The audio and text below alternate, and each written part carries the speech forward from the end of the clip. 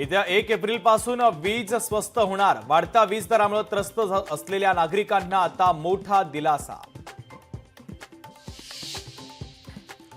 करुणा मुंडेंशी कथित लग्नावरून धनंजय मुंडेंच्या अडचणीत वाढ। मुलांना स्वीकारलं पण करुणा पत्नी नसल्याचा मुंडेंच्या वकिलांचा दावा। धनंजय मुंडेंच्या याचिकेवर पुढची सुनावणी 5 एप्रिलला।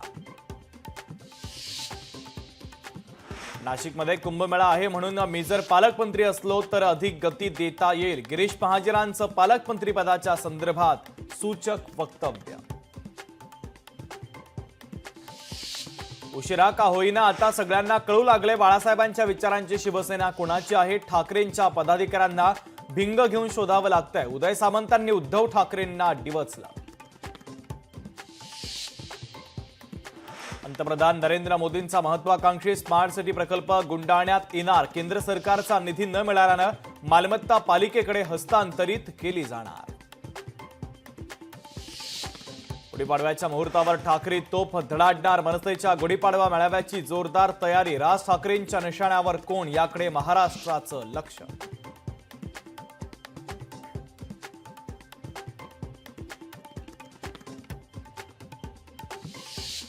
गुढीपाडव्याला पंतप्रधान नरेंद्र मोदींचा नागपूर दौरा। मोदींच्या दौऱ्याच्या दरम्यान कडक सुरक्षा व्यवस्था।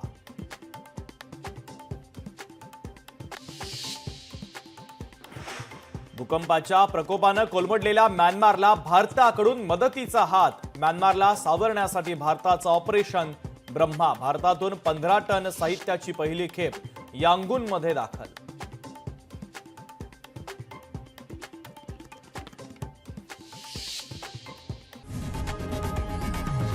लोकशाही मराठी ऐका, पहा, जागरूक रहा।